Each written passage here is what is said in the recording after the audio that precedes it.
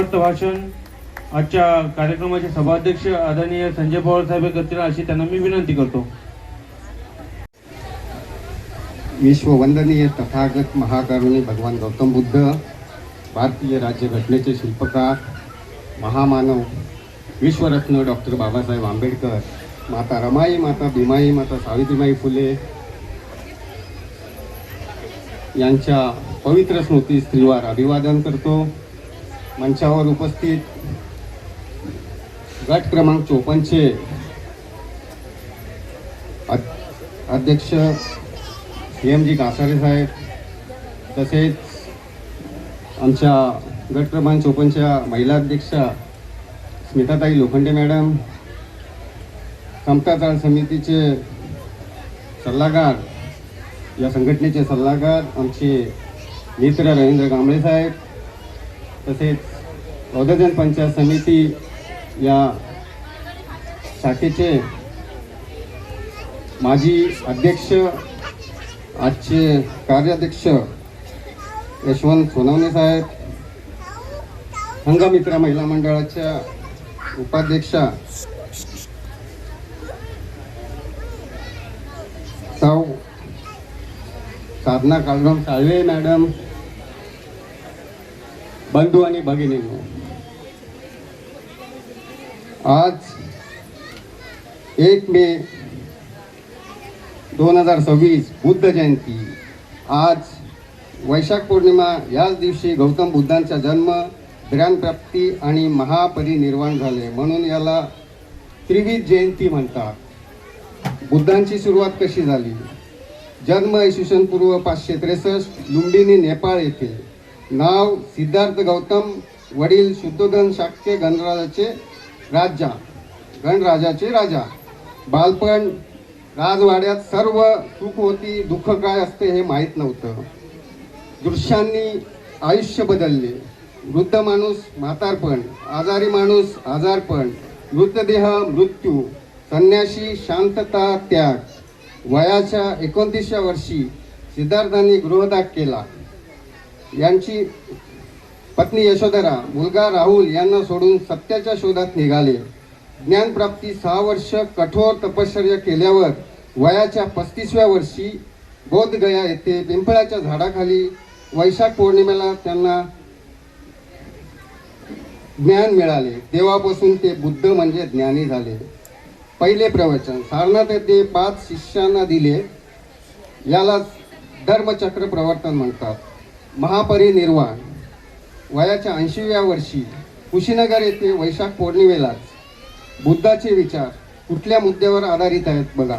बुद्धांचा संपूर्ण धम्म 4 मुख्य खांबावर उभा आहे. 4 अर्थ सत्य. दुःखाचे विज्ञान.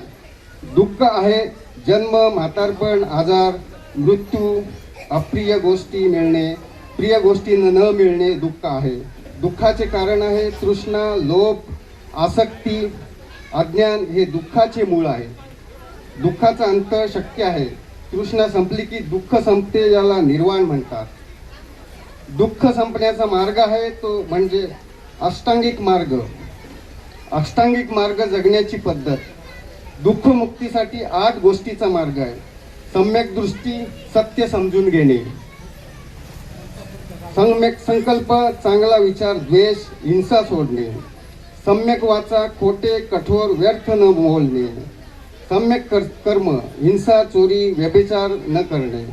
सम्यक आजीविका, चुकीच्या मार्गाने पोट न भरणे. सम्यक व्यायाम, वाईट विचार हटवणे, चांगले वाढवणे. सम्यक स्मृती, जागरूक राहणे, शरीर मनाचे भान ठेवणे. सम्यक समाधी, ध्यान, मन एकाग्र करणे. पंचशील, सामान्य माणसासाठी 5 नियम. हिंसा न करणे, चोरी न करणे, व्यभिचार न करणे, खोटे न बोलणे, नशा न करणे. मुख्य तत्वे. मध्यम मार्ग, अति भोग पण नको, अति तप पण नको, मधला रस्ता धरा. अहिंसा व करुणा. सर्व जीवावर प्रेम करा. सभ्य सत्ता सुखी होंतु, सर्व प्राणी सुखी होतात. अनित्यता. जगात काही कायम नाही. बदल हा निसर्गाचा नियम आहे. अनात्म. मी माझे अहंकारच दुःख देतो. कर्मवाद. तुमचे कर्मच तुमचे भविष्य ठरवते. कोणी देव नशीब लिहित नाही, स्वतः विचार करा. बुद्ध म्हणाले, एही पस्सिको, या बघा, पटलं तरच माना, आंधळेपणाने विश्वास ठेवू नका.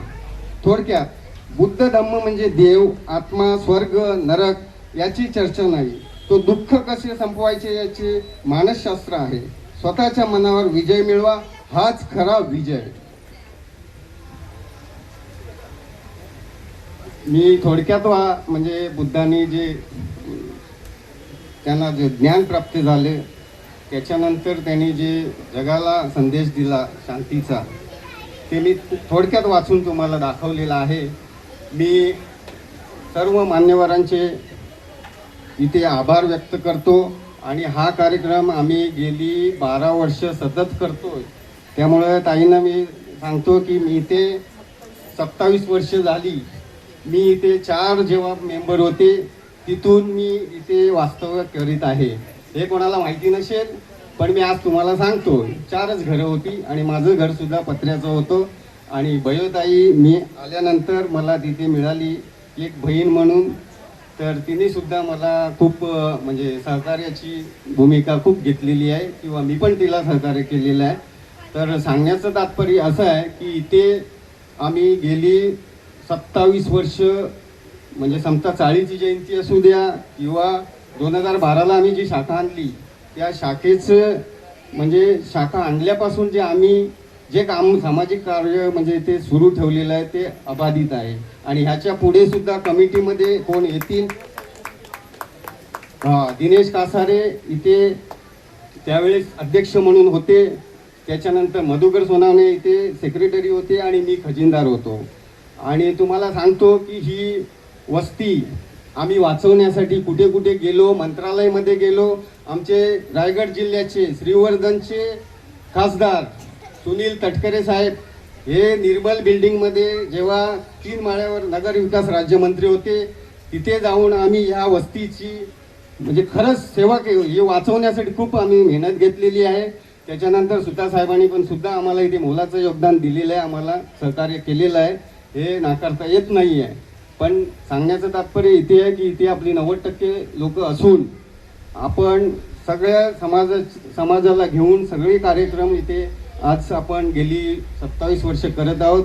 हे मी कुठल्या म्हणजे कोणाला वाईट वाटण्यासाठी किंवा कुठल्या गोष्टी, मी एक चांगला म्हणजे एक माझा उद्देश आहे की इथे याच्यापेक्षा जास्त मुलांना संधी देऊन, आणि मी उपाध्यक्ष या नात्याने मी सांगितलं आहे की कार्यक्रम हा मुलांसाठीच झाला पाहिजे. मुलांच्या शिक्षणासाठी आपण जास्तीत जास्त भर देऊन आपण त्यांना प्रोत्साहित केलं पाहिजे. आजचे मुलं उद्याचे भविष्यात ते कोणी कुठे डॉक्टर होतील, इंजिनियर होतील.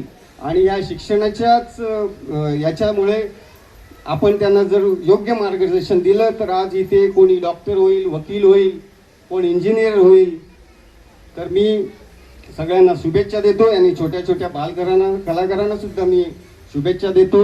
आणि आपण सर्वजण आलात इथे, कार्यक्रमाची शोभा वाढवलीत, त्याबद्दल मी सगळ्यांचे मनपूर्वक आभार मानतो आणि इथेच थांबतो. जय भीम, नमो बुद्धाय, जय भारत.